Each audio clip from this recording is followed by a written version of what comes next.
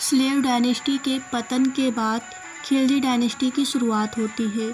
तुर्की आक्रमण। जलालुद्दीन खिलजी ने दिल्ली में खिलजी वंश की शुरुआत की। जलालुद्दीन एक शांत और उदार किस्म का राजा था, लेकिन सन 1296 में उसके भतीजे और दामाद अलाउद्दीन खिलजी ने अपने ही ससुर की हत्या कर सिंहासन हड़प लिया। अलाउद्दीन खिलजी ने दिल्ली में बैठे बैठे अपना साम्राज्य दक्षिण भारत के मदुरै शहर तक स्थापित कर लिया था। अलाउद्दीन खिलजी की मौत के बाद खिलजी वंश का पतन होना शुरू हो गया।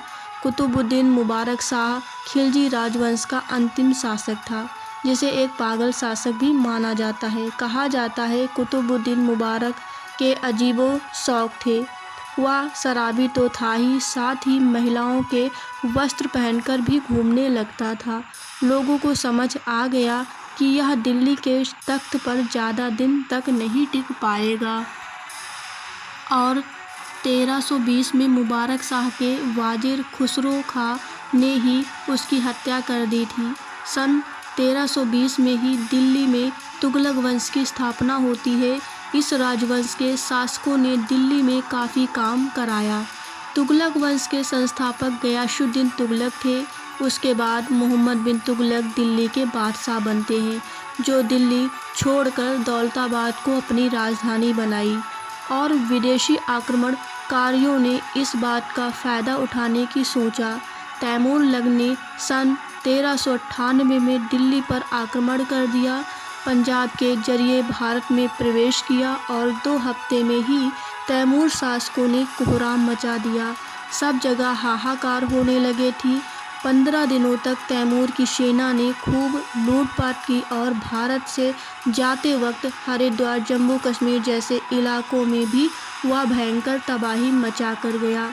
कहा जाता है तैमूर की लूट के बाद दिल्ली को उभरने में 100 वर्षों का समय लगा। सन 1414 में खिज्र खां को तैमूर ने दिल्ली की गद्दी पर बैठाया और इस प्रकार सैयद वंश की शुरुआत हुई। यह वंश दिल्ली के इतिहास का सबसे कमज़ोर वंश माना जाता है और बहुत कम समय तक यह दिल्ली पर राज करता है। सैयद वंश के अंतिम शासक आलम शाह को हराकर बहलोल लोदी दिल्ली का शासक बना और इसने लोदी वंश की शुरुआत की। लोदी वंश के अंतिम शासक इब्राहिम लोदी हुए। इब्राहिम लोदी वैसे तो एक ताकतवर शासक के रूप में जाने जाते थे, लेकिन उसकी शक करने की आदत बड़ी खराब थी। छोटी छोटी बातों पर वह अपने मंत्री की हत्या कर देता था।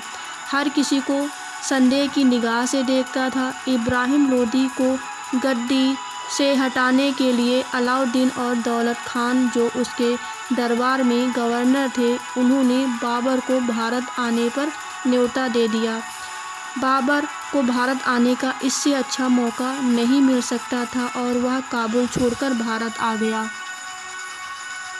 सन 1526 में इब्राहिम लोदी और बाबर के बीच पानीपत का पहला युद्ध होता है, जिसमें बाबर की जीत होती है और उसने जीत की खुशी में प्रजा के बीच चांदी के सिक्के बंटवाए। बाबर एक दरियादिल इंसान माना जाता था।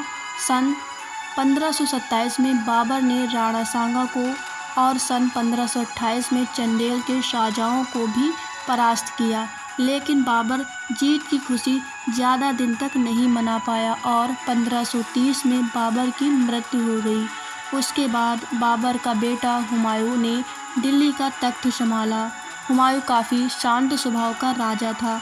उसके अपने ही भाइयों ने उसके खिलाफ षड्यंत्र रचा, जिस कारण उसे जान बचाकर भारत से भागना पड़ा।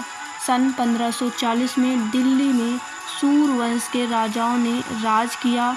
उसके बाद अकबर, जहांगीर, शाहजहां, औरंगजेब आए। इसी प्रकार लगभग 300 सालों तक मुग़लों ने दिल्ली पर राज किया। सन 1800 के बाद मुग़ल साम्राज्य कमज़ोर होने लगा और 1857 के विद्रोह के बाद ब्रिटिशर्स ने बहादुर शाह जफ़र द्वितीय को बर्मा भेज दिया, जिसके बाद दिल्ली में ब्रिटिश क्राउन रूल की शुरुआत हुई। सन 1858 में क्वीन विक्टोरिया को भारत का एम्परर घोषित कर दिया। अंग्रेज़ों ने कलकत्ता को पहले भारत की राजधानी बनाया था, लेकिन सन 1911 में कलकत्ता से राजधानी को दिल्ली शिफ्ट कर दिया गया। तब से अब तक दिल्ली को भारत की राजधानी होने का गौरव प्राप्त है। 1947 में आज़ादी के 5 साल बाद सन 1952 में चौधरी ब्रह्म प्रकाश दिल्ली के प्रथम मुख्यमंत्री बने। तो ये था दिल्ली का पूरा इतिहास। आज दिल्ली में ही सुप्रीम कोर्ट, संसद भवन, राष्ट्रपति भवन जैसे प्रमुख भवन मौजूद हैं और दिल्ली से ही 140 करोड़ आबादी वाला देश चलाया जा रहा है। तो ये था दिल्ली का संपूर्ण इतिहास। तो वीडियो को आप लोग शेयर कर देना। चैनल पर पहली बार हैं तो सब्सक्राइब जरूर कर लेना इसी तरह की वीडियो को देखने के लिए। फिर मिलते हैं हम आप सभी से नेक्स्ट वीडियो में नेक्स्ट स्टोरी के साथ। तब तक के लिए thanks for watching this video and Radhe Radhe.